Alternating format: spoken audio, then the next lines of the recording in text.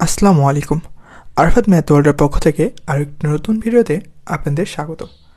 আজকে আমরা জানব যদি কোনো সংখ্যার শেষে 5 থাকে তাহলে কিভাবে ক্যালকুলেটর ইউজ না করে খুব সহজেই সেই সংখ্যাটার স্কোয়ার বা বর্গ নির্ণয় করতে পারি। তো চলুন দেরি না করে শুরু করা যাক। মনে করি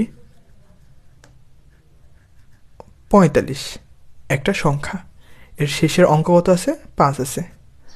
এখন এই 45-এর আমাদের যদি বর্গ বা স্কোয়ার নির্ণয় করতে বলে তাহলে কিভাবে আমরা ক্যালকুলেটর ইউজ না করে এই অঙ্কটা করতে পারি?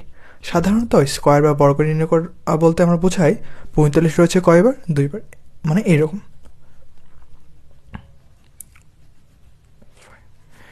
এখন এইটার যেটা উত্তর বাড়াবে সেটাই হচ্ছে আমাদের নির্ণীয় স্কোয়ার বা বর্গের মান।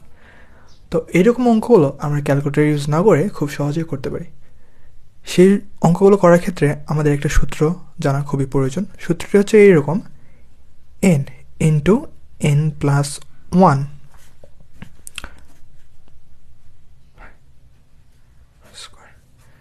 এখানে যে 5 এখানে ছিল, এই 5-এর উপর স্কোয়ার করে দিচ্ছি। এখানে n ইকুয়াল টু কত? n ইকুয়াল টু 4, অর্থাৎ 5 যেই সংখ্যাটার সাথে থাকবে বা যে অঙ্কটার সাথে থাকবে সেটা। তাহলে এখানে যদি আমরা n আমার 4 বসাই তাহলে কী পাচ্ছি? 4 ইন্টু 4 প্লাস 1। 5-এর উপর স্কোয়ার করলে আমরা কত জানি? 25। 4 আর 1 যোগ করলে কত হয়? 5। 4 আর 1 যোগ করলে 5 হচ্ছে।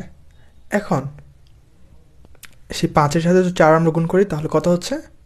5-এর সাথে 4 গুণ করলে আমাদের হচ্ছে 20। তাহলে আমরা যদি লিখি 20 আর এই 25 যেটা আছে এটা আমরা এখানে যুক্ত করলাম, তাহলে কত হচ্ছে আমাদের? 2025। এটাই হচ্ছে আমাদের 45-এর বর্গ বা স্কোয়ার মান। অর্থাৎ 45-এর স্কোয়ার বা বর্গ মান আমরা কী লিখতে পারি? 2025। 2025। আশা করি বিষয়টি সকলে বুঝতে পারছেন। তো চলুন এরকম আরেকটা উদাহরণ দিয়ে বোঝানো যাক। মনে করি 65 এটা একটা সংখ্যা, এই সংখ্যা শেষে কত আছে? 5 আছে। এটা তাহলে আমরা কীভাবে করতে পারি? তাহলে সেম একই সূত্র, এখানে n এর মান কত হবে? 6 হবে। তাহলে 6 আর 1 যোগ করলে কত হচ্ছে? 7। 7 আর 6 গুণ করলে 6 7 42 আর 5 5 25, তাহলে 4225। আশা করি বিষয়টি সকলে বুঝতে পারছেন। সকলে ভালো থাকবেন, সুস্থ থাকবেন। দেখা হবে পরবর্তী কোনো ভিডিওতে। আসসালামু আলাইকুম, আল্লাহ হাফিজ।